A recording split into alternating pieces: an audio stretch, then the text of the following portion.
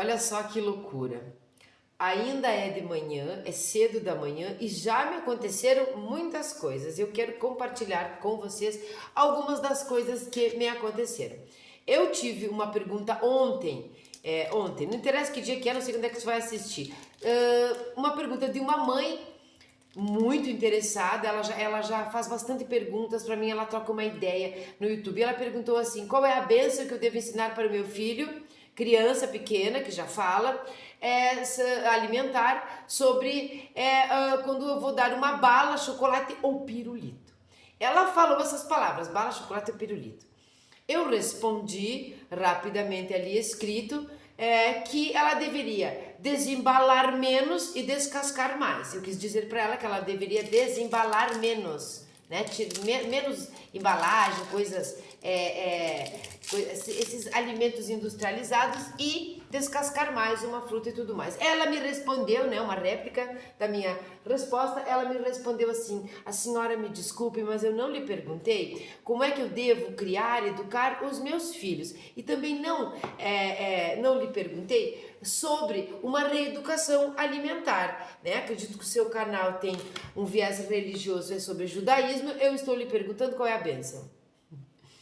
Para essa mãe eu dei a nota 9,5, porque ela poderia não dar o doce para a criança. Então esse é o meio que ela perde ali, o meio ponto que ela perde. Mas esse 9 significa que ela deu a resposta certa. Ela não me perguntou se ela devia ou não dar o pirulito ou a bala para a criança, e sim, ela estava simplesmente me perguntando qual era a bênção. Então, nota 9,5 para essa mãe, porque eu não tenho nada a ver com a sua vida. Eu continuo achando que deve desembalar menos e descascar mais. Depois de ter algumas perguntas e respostas, talvez vocês achem isso aí no YouTube, no canal. Ela pediu que eu fizesse a bênção, tá? Que eu fizesse a bênção no ar quando eu estivesse gravando. Acontece que eu tinha já programado a gravação da Parashat Behar, e a Parashat é uma coisa longa, né? Que eu sempre leio os sábios e tudo, então demora mais. Mas ela me pediu isso e eu tento atender o máximo possível os inscritos. Tudo bem. Antes de vir para cá, eu já sabia dessa pergunta aí da reeducação alimentar, aí da bênção do pirulito. Antes disso, depois disso, quando eu cheguei aqui, antes de eu chegar aqui, estou contando errado, antes de eu chegar aqui, eu encontrei este pirulito à venda. Isso não é coincidência, ou melhor, é uma coincidência eu ter visto o pirulito, ela ter perguntado sobre isso, mas não é por acaso. E eu resolvi comprar o pirulito porque eu gosto muito de pirulito. Então eu resolvi trazer o pirulito junto comigo e explicar para vocês o seguinte. Chegando aqui, vou falar do pirulito. Tinha mais uma pergunta. Na verdade, não era exatamente uma pergunta, mas era uma constatação um pouco sobre questão. Pode ser uma questão, pode ser uma constatação. E a pessoa dizia: você sabe que eu estou falando de você, né? Porque você disse que assistirá o vídeo. Então é para você mesmo que eu estou respondendo. Inscrito querido, perguntou assim: por que as parashiot são tão longas? Por que os vídeos do canal são tão longos? Então, que se eu não podia fazer com menos tempo? Acontece que agora, por conta dessas duas perguntas, o vídeo vai ficar mais longo ainda. O que aconteceu? Ou melhor, o que acontece? Eu me propus a fazer um trabalho de leitura dos sábios, da leitura de tudo que está lido e tudo que já foi trabalhado. Interpretaram, pegaram a Torá, interpretaram. Então, subir nos ombros dos sábios para enxergar mais longe, mas manter a leitura como está na obra, como está no livro. Nós interpretamos em cima disso, então acaba sendo longo. Por quê? Porque não sou rabino, porque não sou judia, porque não sou historiadora, e porque alguém pode vir, e já aconteceu, criticar em cima disso, né? Como é que você está falando isso e aquilo? Isso é achismo. Então os vídeos acabam ficando realmente bem longos. Não tem problema, porque o pirulito vai entrar na história novamente. Eu já contei aqui essa história e vou contar novamente. Que numa aula de filosofia do direito dentro da faculdade, nós tínhamos uma turma muito agitada, né? Muitas pessoas falavam, alguns eram até mal educados e tudo mais. Então uma professora chegou, ela chegou com um saco de pirulitos e distribuiu na sala toda, né? Distribuiu na sala toda. E as pessoas, ninguém disse não quero, todo mundo desembalou ali, fez aquele barulho na sala de aula, aquele barulho todo mundo desembalando o pirulito, começaram a chupar o pirulito. Quando nós estamos chupando o pirulito, eu vou mostrar para vocês, mas primeiro eu vou fazer a bênção para você, mamãe, que queria assistir. Então, quando eu vou comer um doce, é a mesma coisa que para a água, tá? Nós vamos fazer. Baruch atah Adonai Eloheinu melech haolam, she'akol nihya bidvaro. E deu, é só essa que eu vou, porque senão fica aquelas coisas ambíguas aí no YouTube e Deus nos livre disso. As pessoas na sala de aula colocaram o pirulito na boca. E quando você fica com o pirulito na boca, eu não vou fazer isso, né, por respeito às pessoas que têm uma malícia na cabeça, você fica rebolhando o pirulito de um lado para o outro, de um lado para o outro. A sua concentração, o seu poder meditativo ou mesmo de concentração aqui, ele fica muito aguçado, porque você está trabalhando ali, chupando pirulito e escutando. Os seus ouvidos, as suas orelhas, elas estão ali livres de qualquer ruído que tenha. Você está concentrado ali, pensando no pirulito. Bota pra cá, bota pra lá. Ai, que gostoso. É azedinho, é docinho, esse é de cereja, esse é não sei do que. Então você fica ali. Aquela aula, daquela explicação de filosofia, que era uma aula longa, que podia ser um pouco maçante, foi uma aula extremamente boa, foi uma ótima aula, todo mundo estava concentrado realmente, porque estavam ali preocupados em chupar o pirulito, então estavam escutando, né? As nossas vias, vamos dizer assim, todas as nossas partes sensoriais estavam aguçadas nesse momento, né? Os nossos 5 sentidos. Nós estávamos olhando, nós estávamos escutando, nós estávamos com o tato também ali aguçado e nós estávamos sentindo sabor. Não, então estava tudo muito completo. As pessoas gostaram da aula, a aula foi longa e o meu conselho aqui para você compre um pirulito, desembale nesse momento, infelizmente, porque são industrializados, não é uma fruta que cai do pé. Pegue o seu pirulito, ligue o seu YouTube e vamos hoje ver sobre berrar, sobre o jubileu. Shalom a todos, sejam todos muito bem-vindos nos caminhos da Torá Sharon. Eu sou a Sharon, nós entramos na Parashat Berrar. Nós vamos falar um pouco do jubileu, mas eu já vou deixar aqui uma explicaçãozinha sobre o que nós não vamos falar. Nós não vamos entrar naquela parte bem profunda sobre o assunto no que diz respeito. Será que Deus criou o mundo, o universo, sei lá, em 6 dias? Será que esses 6 dias eram dias, aqueles que a gente conhece de 24 horas?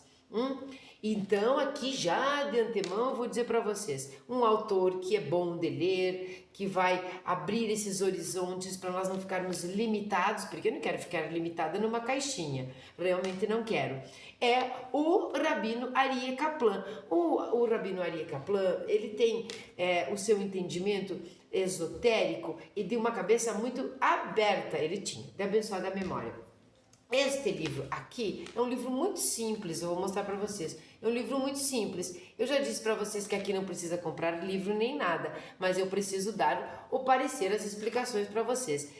Esse livro aqui é Imortalidade, Ressurreição, Idade do Universo, uma visão cabalística. Neste livro, ele traz os pensamentos do rabino Isaac Deaco, além de outras coisas, tá? Muitas coisas. Essa é uma das coisas. E esse rabino Isaac Deaco não foi muito aceito com seus pensamentos. Ele coloca uma ideia de que talvez esse um dia ou esses 6 dias da criação não seja de 24 horas, não seja de 1000 anos, mas talvez seja de milhões ou bilhões de anos que ali se passaram.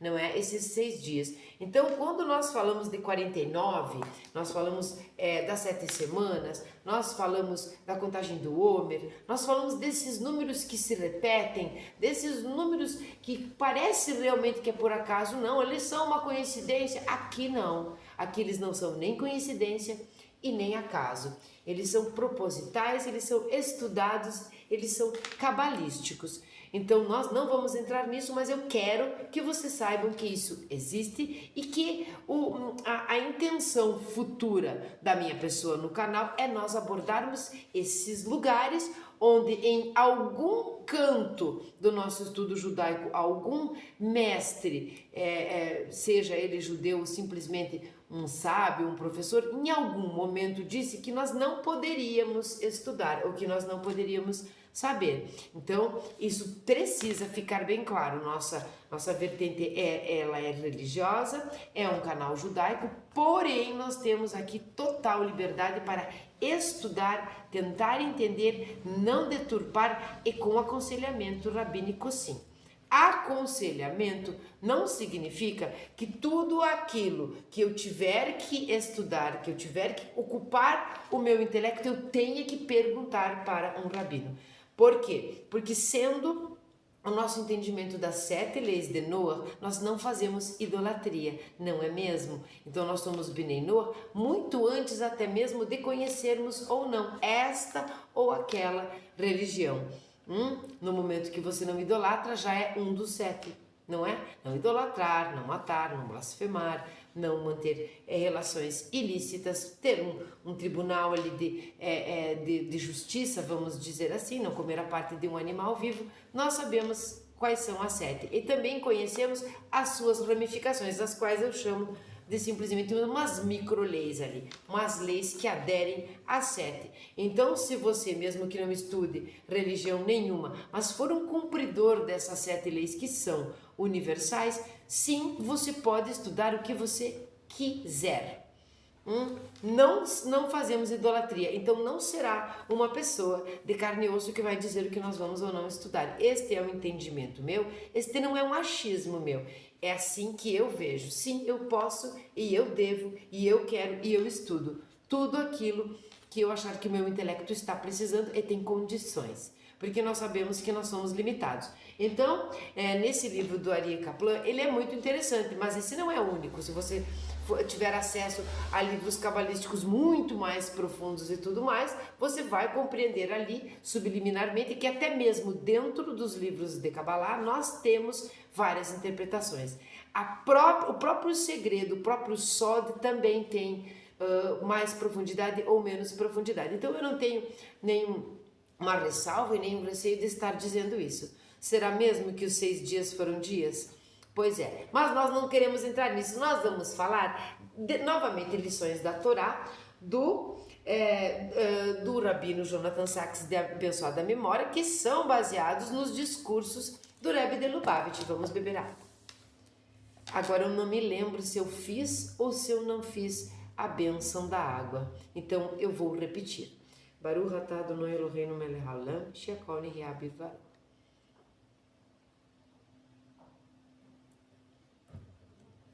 Vejam como isso é sério, né? Se você esqueceu, deve repetir, que é melhor mais do que menos, não é mesmo?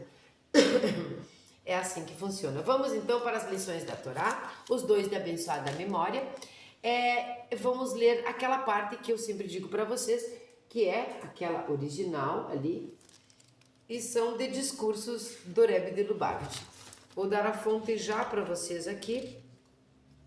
É o Likutei Sirot, volume 7, páginas 170 e 174. Nós estamos tendo uma escurece e clareia, escurece e clareia, porque estamos ficando com o dia nublado.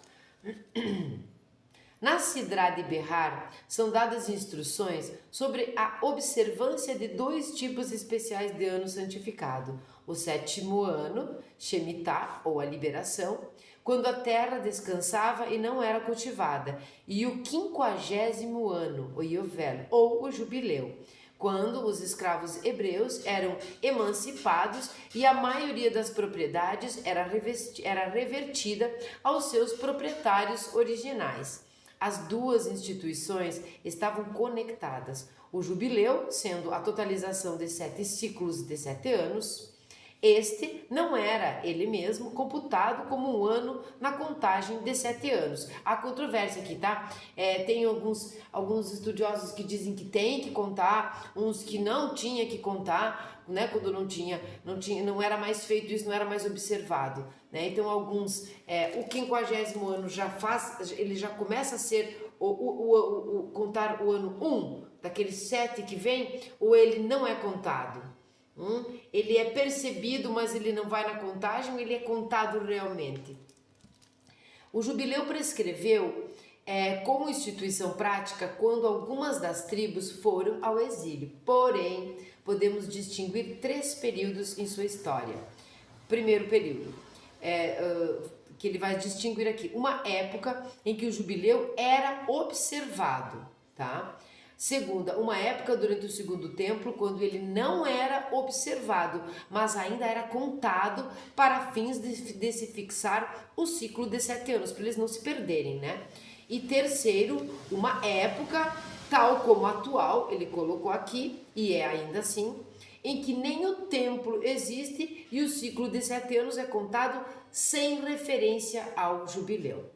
A Sirá explora o significado espiritual do 7º ano e do 50º ano e assim proporciona uma interpretação profunda dos 3 períodos e a conscientização religiosa que eles representam. Então eu vou ler do capítulo na Parashá de Behar, o capítulo 25, o versículo 10. E santificareis o 50º ano, e proclamareis liberdade para os escravos em toda a terra, para todos os seus moradores. Ano de jubileu, Yovel, será para vós, e tornareis cada um a sua possessão, cada um a sua família, voltareis. Essa é o que está na Torá. Aqui eu vou ler um parágrafo, um único parágrafo que está na explicação do Rafael Hirsch. É uma explicação bem longa, nós não vamos usar este livro, mas eu quero ler este parágrafo porque ele é bonito e ele é importante. E diz o seguinte: o jubileu devolve ao ser humano o direito legal de ser uma personalidade, e isso é uma descrição prescrita. Esta é uma descrição precisa de quem consegue reaver a própria liberdade. Contudo, ao que parece, a linguagem do nosso versículo não condiz com a libertação de um escravo hebreu. Afinal, o escravo hebreu tem o direito de possuir seus próprios bens, e a lei segundo a qual tudo que é adquirido pelo escravo é adquirido por seu dono incide apenas em relação a escravos gentios, aqueles que não eram judeus. Gostei desta passagem, ela é importante para nós entrarmos agora no assunto propriamente dito das lições da Torá. Estão chupando pirulito? Estão? Não? Dá um pause, vai na venda, compra o pirulito, desembala, fica todo se sentindo culpado porque doce não é uma fruta, põe na boca e escuta até o fim. Porque sim, senta aqui, lá vem a história. O jubileu. E santificareis o 50º ano e proclamareis liberdade por toda a terra, para todos os seus moradores. Ano de jubileu será para vós, e retornareis cada um à sua possessão, e cada um à sua família voltareis. Em relação a isto, o Talmud diz: quando as tribos de Ruven e Gad e a meia tribo de Menashe foram para o exílio, os jubileus foram abolidos. Como está dito, e proclamareis liberdade por toda a terra para todos os seus moradores. Isto é, somente na época em que todos os seus habitantes nela morarem, mas não na época em que alguns deles estão exilados. Então é com todos lá, não é? Apesar do fato do jubileu como um tempo de emancipação dos escravos e restituição de possessões, o Talmud da Babilônia, o Talmud Bavli, assinala que mesmo durante o período do Segundo Templo, eles contavam os jubileus para guardar sagrados os anos de liberação.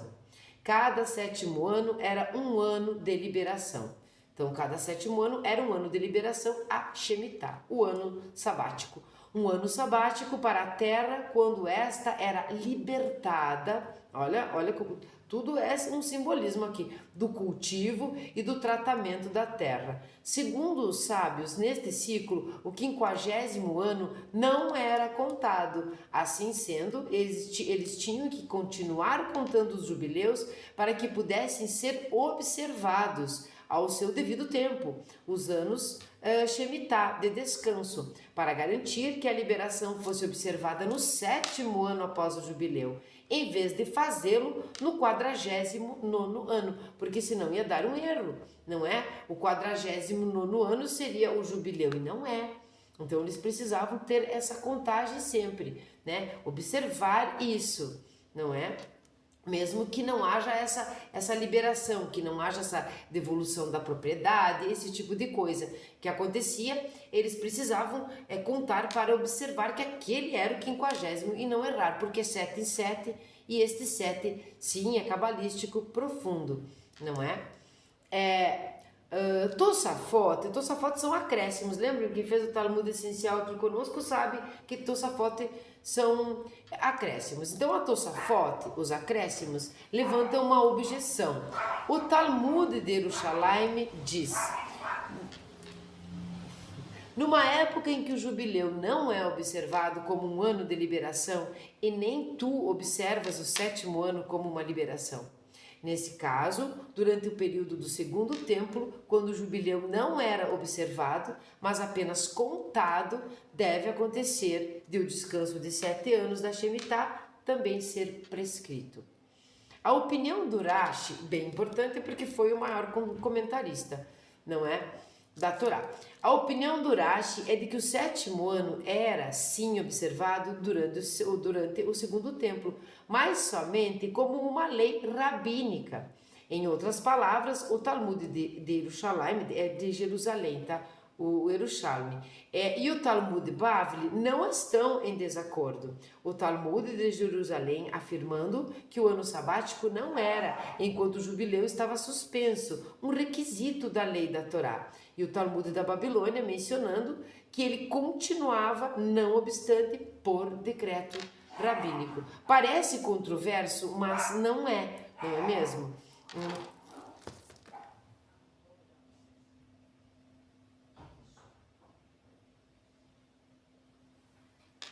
Mas, segundo a Tosafot, os dois Talmud conflitam.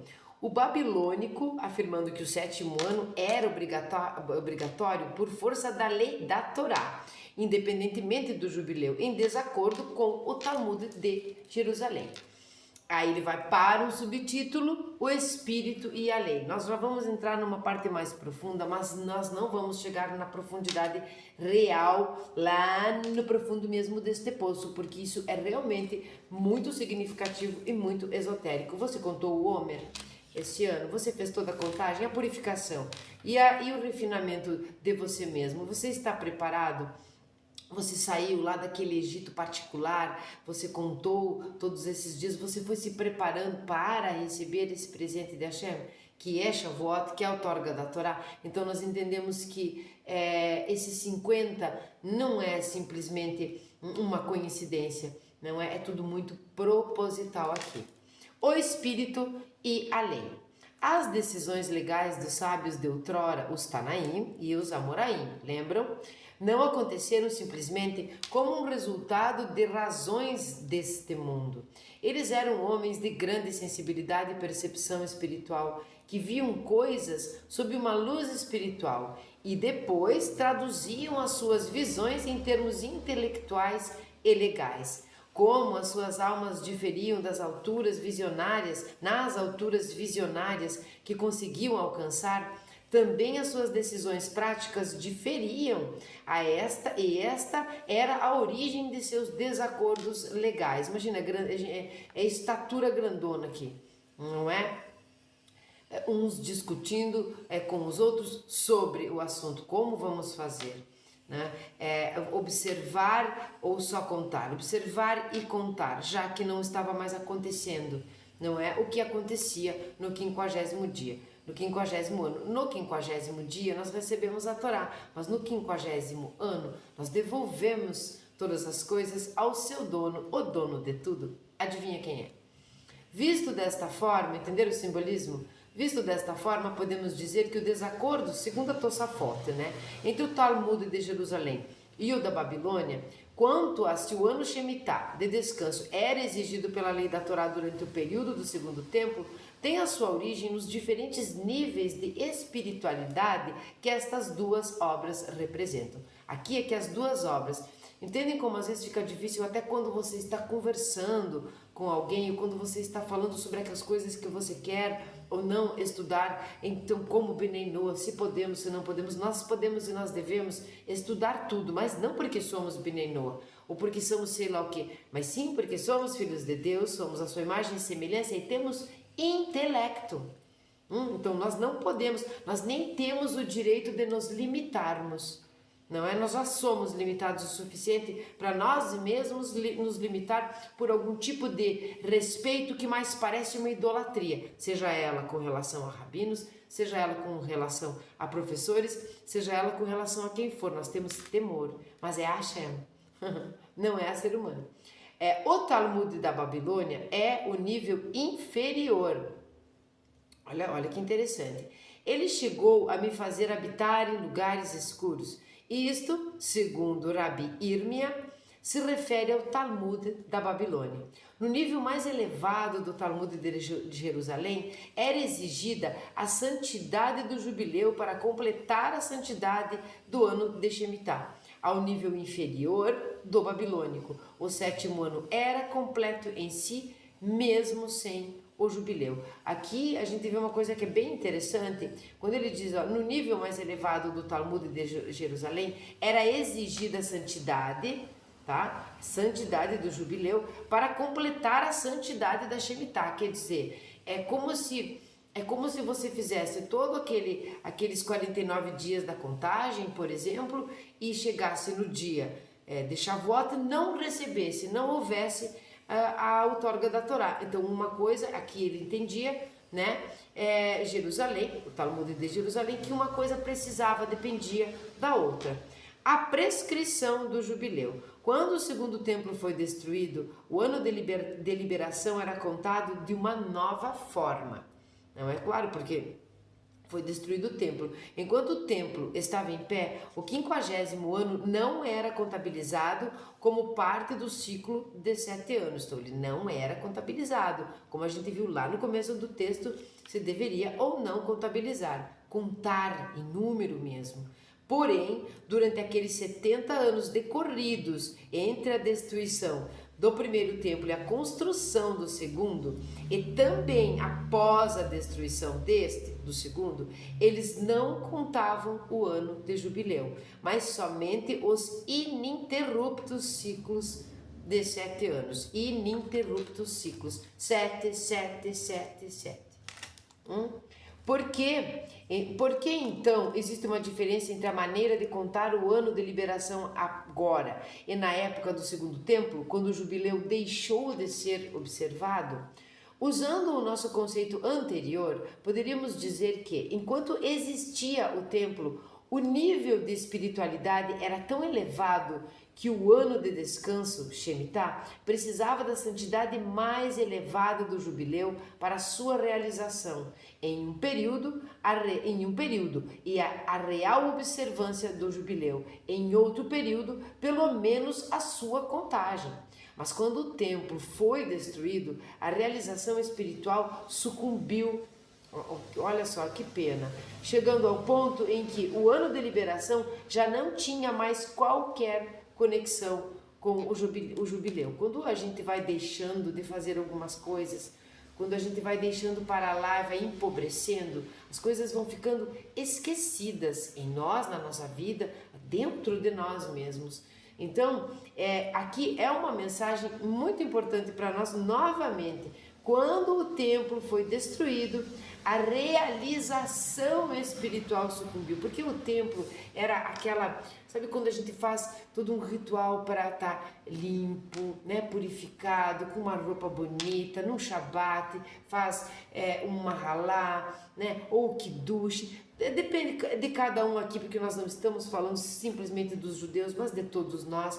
quando nós nos preparamos para fazer uma prece, quando nós acendemos velas, quando nós fazemos até mesmo uma refeição, a comida mesmo, a receita ali para uma data festiva, todas essas coisas, ou quando um judeu coloca o seu tefilim, não é? Quando você põe a mão na mezuzá da sua casa, todas essas coisas, elas realizam na fisicalidade, na prática, uma espiritualidade. Eles não tinham o templo.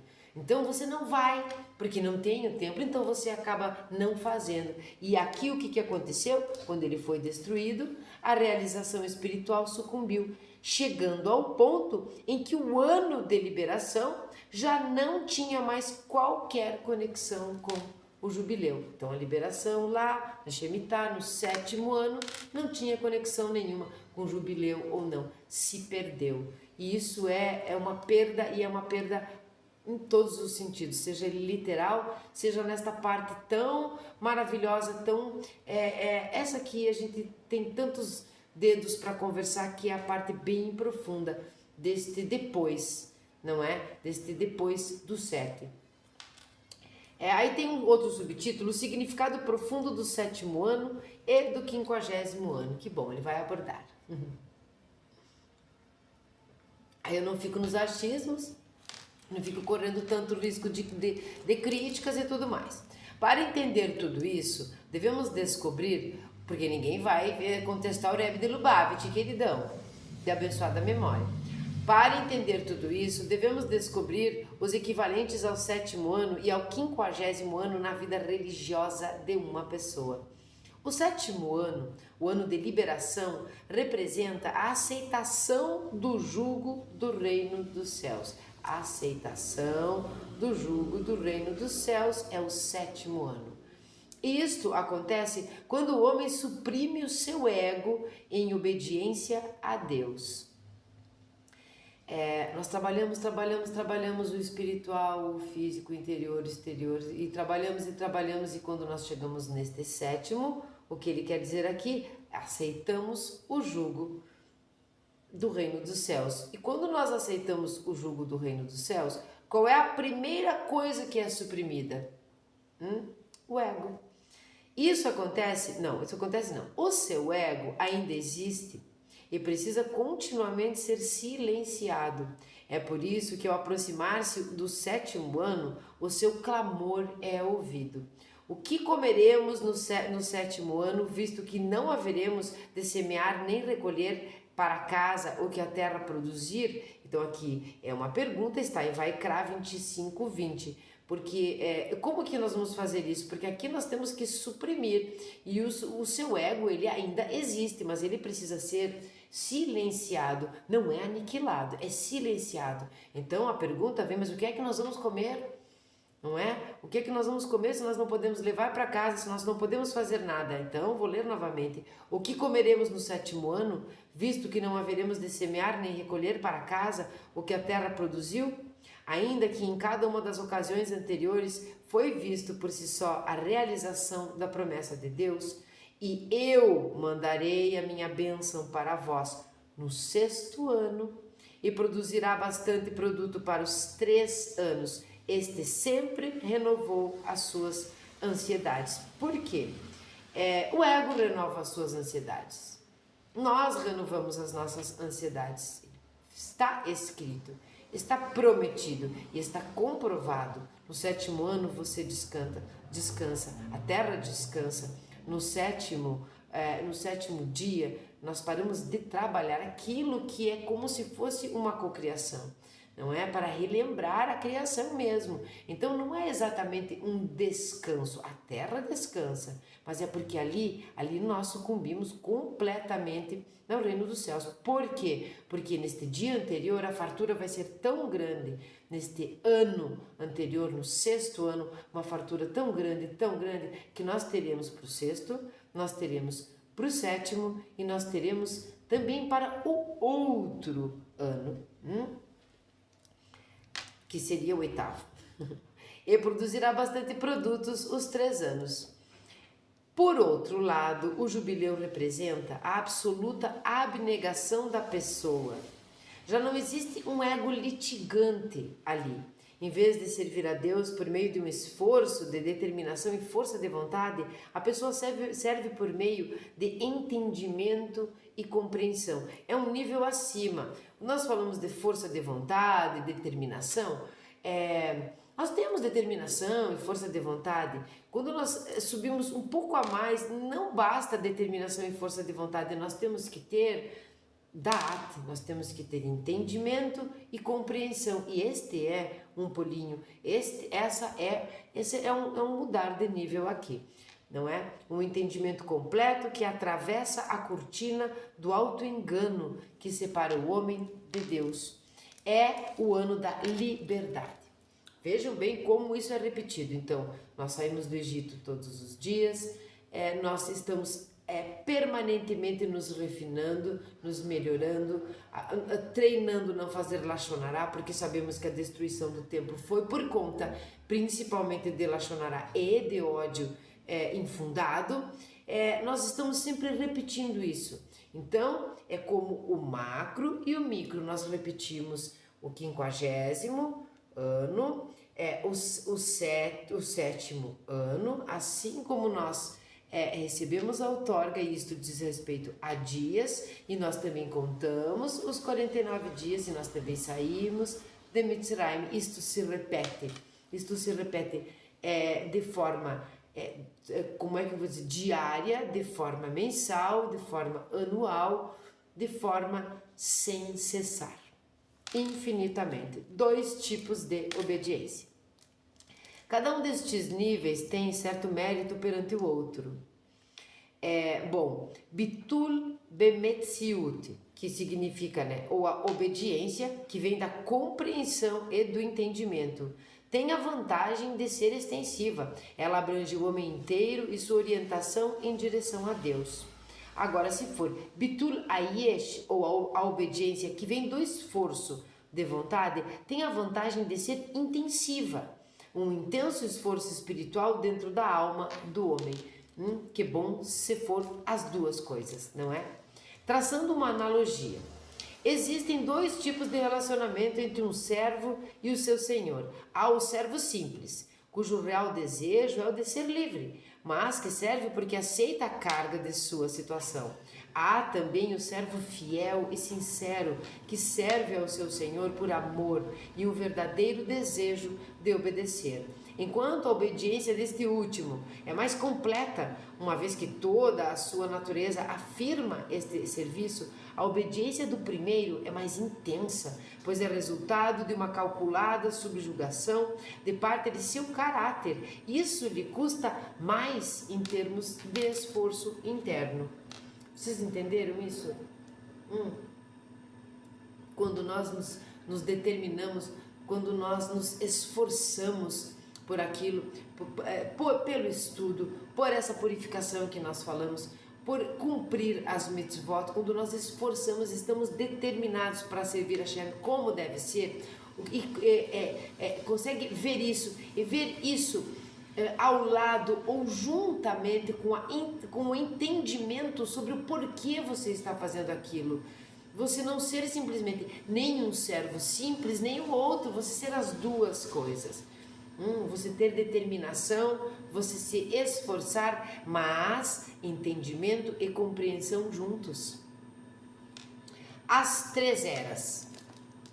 Podemos agora enxergar o pleno significado dos 3 períodos da história judaica em relação ao jubileu e o ano de liberação. Quando o primeiro templo ainda estava em pé, ambos eram observados, isto é, a espiritualidade judaica combinava a obediência através do amor e da compreensão, com a obediência através do esforço e da submissão. O amor estava até em sua submissão. O seu esforço também vinha acompanhado de compreensão. O amor que transcende o ego retornava para preencher o ego. Essa é a diferença de você poder expressar fisicamente. Quando Deus era mente unicamente, né? Não sei se em algum momento ele foi somente mente, mas quando nós estávamos lá, toda a criação na mente de Deus pensante, estava lá. Quando ele sentiu, isto é uma metáfora, por favor entendam isso, Deus não sente coisa nenhuma, mas quando ele sentiu a necessidade, porque Deus não tem necessidades, mas a vontade, né, de manifestar, de compartilhar e receber tudo ao mesmo tempo, ele começou a se ocultar para que nós aparecêssemos no cenário desta construção de Hashem. Então, quando nós vemos o templo, o lugar onde nós podemos ir, não é? Ou a sinagoga, ou a comunidade, ou aquele seu recanto periódico, né? Disciplinado, de você ir até lá, de você fazer as preces, ou tudo isso que eu falei antes, seja acender velas, estudar Torá, tudo isso, quando nós temos isso, não só o nosso vínculo é maior, mas nós conseguimos ter determinação, esforço, entendimento e compreensão, tudo junto. É o que eles tinham. Então, quando Deus começa a emanar para a manifestação aqui acontecer, haver a realização, é onde realmente ele se realiza. Porque toda a vontade, seja ela a nossa, como a vontade de Deus, que não é como a nossa, não é a nossa vontade, toda a vontade, ela precisa de uma realização, de um final, e este é o final. Então a espiritualidade era maior naquele tempo, porque podiam expressar fisicamente este amor. É como se realmente no templo lá estivesse o Deus de Israel, a sua Shekhinah. Na época do segundo templo, o jubileu já não era mais observado, mas ainda era contado. Lembram, né? Não observa, não faz aquela volta tudo ao status quo, mas precisa contar para não se perder ali no 7, né? Amor e compreensão ainda contavam, ainda deixavam os seus traços no serviço do esforço e da vontade. Então, quer dizer, olha que bonito isso. Amor e compreensão ainda contavam, mas deixavam os seus traços no serviço do esforço e da vontade. É tudo junto. Nenhuma coisa é mais ou menos importante do que a outra. Porém, quando o segundo templo foi destruído, tudo o que restou foi o ano da liberação. O intenso esforço para conquistar o ego e obedecer por causa da obediência. Não restou qualquer resquício do jubileu na unanimidade interna. Olha só, na unanimidade interna. De nada adianta simplesmente o esforço e a determinação, de nada adianta simplesmente a compreensão e o entendimento. Quando eu compreendo, quando eu internalizo, quando eu entendo, aí então eu posso me determinar e me esforçar para cumprir. Então, uma coisa não poderia andar distante da outra. Como eu gostaria de falar as partes bem profundas, mas talvez ainda não seja o momento, né? Talvez nós tenhamos uma playlist ou algum estudo diferenciado onde nós podemos entrar um pouco mais profundamente do que realmente significa esses anos.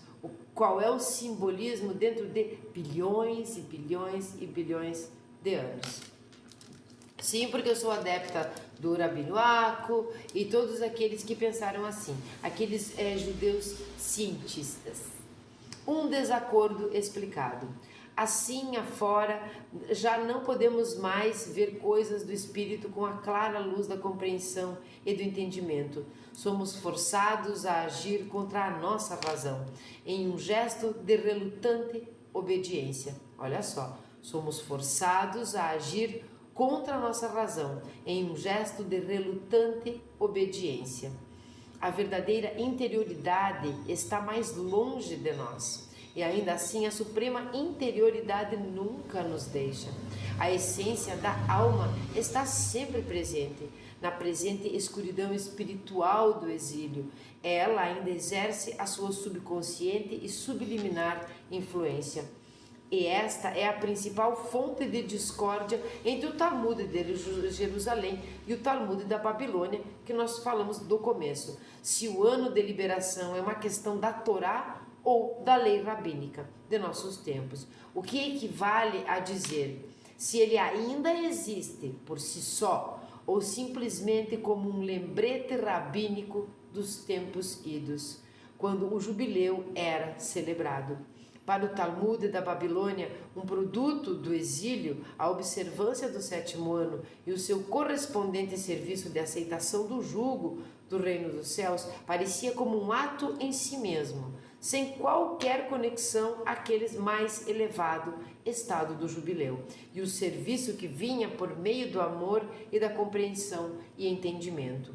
O Talmud de Jerusalém, com a sua mais elevada conscientização espiritual, ainda sentia o jubileu e o seu serviço como uma continuada, se não subliminal, presença. Assim, eles eram o ano da liberação, como ainda estando conectado com e observado em lembrança do tempo em que era tido juntamente com o jubileu, quando o primeiro templo ainda estava em pé. Da mesma forma, isto também é uma preparação para a época em que o estado anterior irá voltar com a construção do terceiro templo, quando o Mashiach chegar. Aqui, quando ele fala dessa construção e esse retorno, vejam que as coisas não parecem realmente ser nem coincidência, nem por acaso, nem mesmo as desgraças que aconteceram, nem mesmo as destruições, porque realmente nada acontece que a divindade não tenha conhecimento. Então, todas essas coisas, todo esse entendimento de que com o terceiro templo as coisas retornem, nada mais é do que um processo de nós retornando. Quando nós saímos da nossa escravidão, do nosso exílio, quando nós fazemos a contagem, quando nós retornamos, retornamos não é ao Egito, nós retornamos àquele estado de antes, não é? Do monoteísmo, naquele estado quando nós fazemos chuvá, por exemplo. Então, quando nós fazemos esse retorno, nós estamos preparados para receber a outorga da Torá, para que ela aconteça como? Da forma como está aqui, interiormente, né? E exteriormente nós possamos estudar, exprimir, expressar e viver aquilo.